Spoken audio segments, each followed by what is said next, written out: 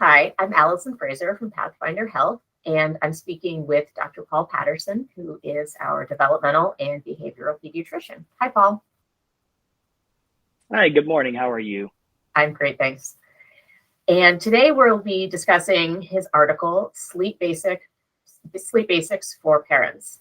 And as a mom, I know that sleep has certainly been one of the biggest challenges that I've dealt with my kids, especially when they were little. And I think that's probably the case for most parents. So to start off, can you tell us a little bit about why sleep is important for kids? Sure. So sleep is so fundamental to all of us, and particularly children. That time period when the child is sleeping is a chance for their brains to continue to develop, to assimilate all the information that they took in that day, and to build new pathways, new memories, and really it's restorative, right? It gives the body a chance to recover from the day's activities. And for a child, just all of the environmental inputs and all the sensory inputs can be exhausting, and that sleep's really a time for them to kind of process all that and allow their brain to reset. And so how much sleep do children need? I know that this varies based on how old they are. Yeah, sure. So like, there's definitely a pattern, a range of sleep that's appropriate. So, obviously, the younger you are, the more sleep you actually need. So we think of a newborn child. Pretty much their job is to eat, sleep. Hang on, Allison. Can we Oh, bring yeah. that? Something just happened, and I just lost everything here.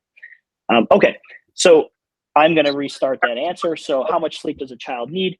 So, a child, it varies based on your child's age. So, the younger your child is, the more sleep they need.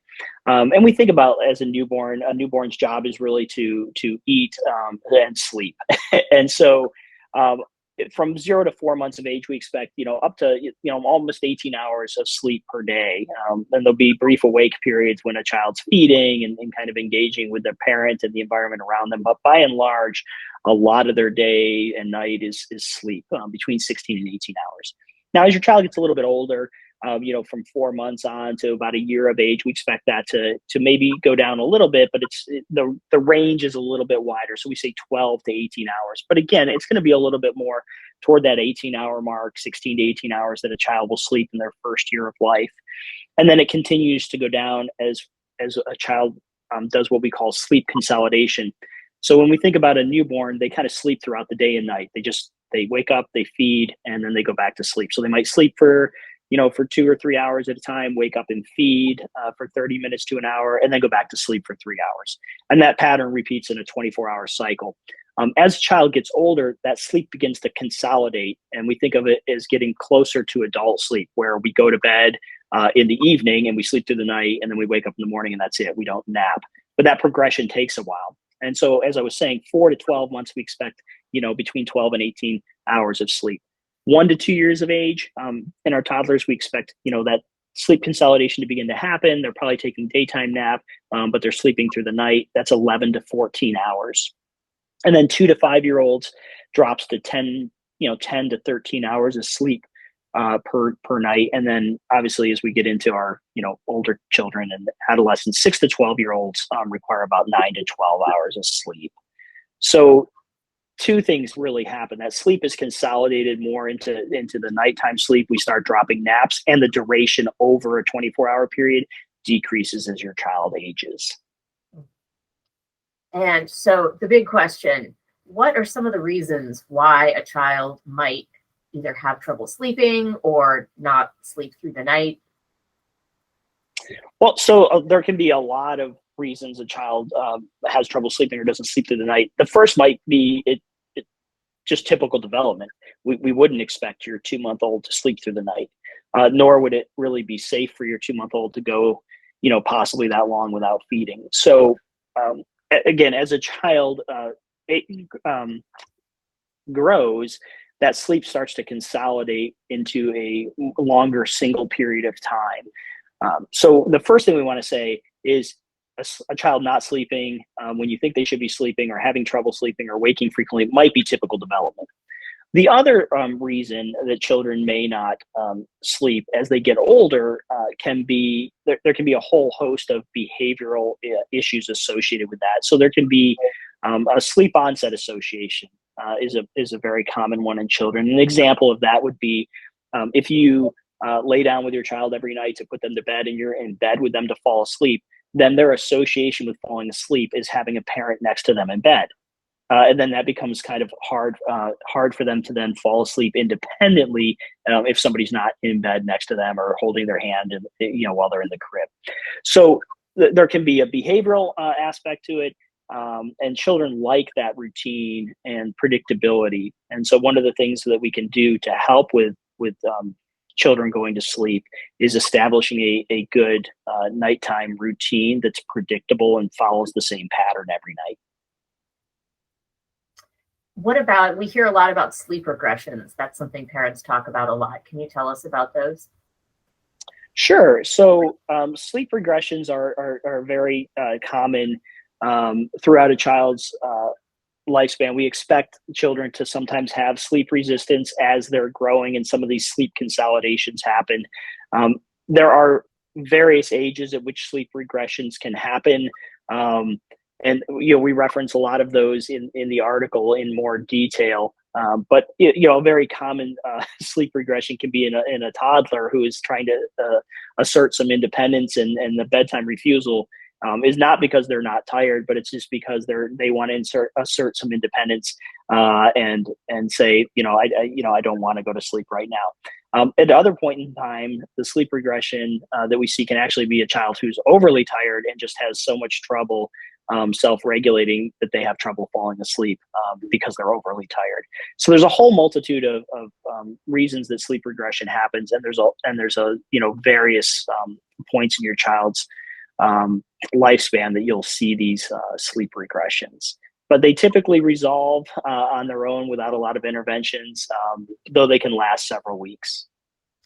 So what should parents do? How do they get through that time?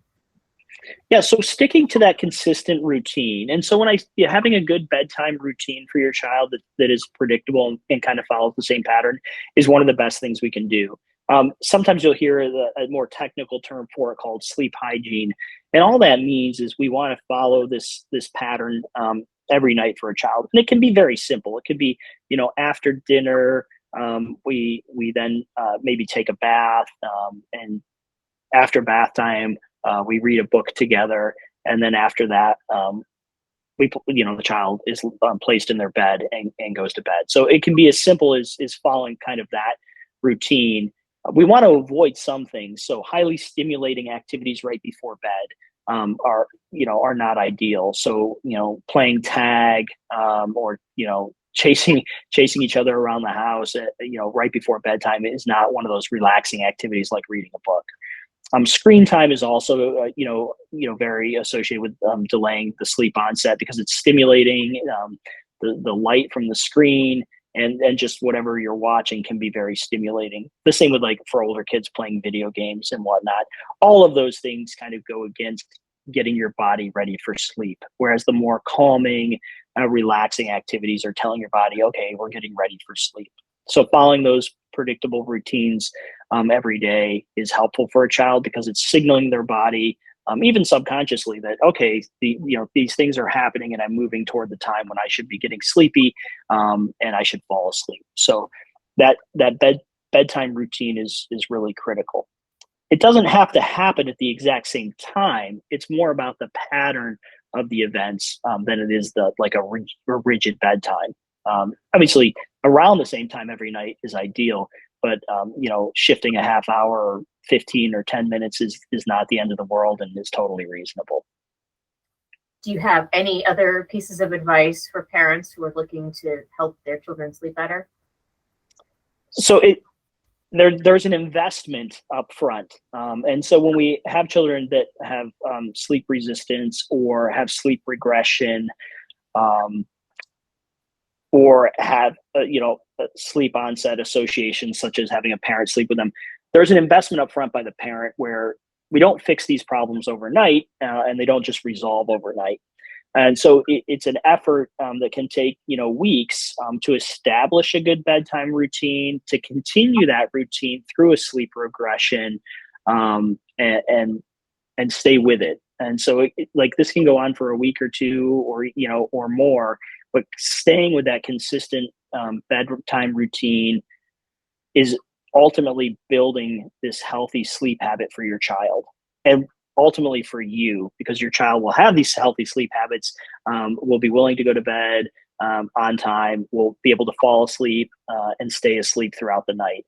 But that investment by the parent up front is often required. And so there's no easy way around that. There will sometimes be some sleepless nights as we work to establish a really healthy sleep routine for our children. And then having reasonable expectations. Your 1 month old or 2 month old should not and cannot sleep throughout the night. So we have to understand like the natural progression of sleep in our children, so that we have reasonable expectations for them as well. Well, thank you. That's all very helpful advice. And thanks so much for your time. Of course. Thanks, Allison.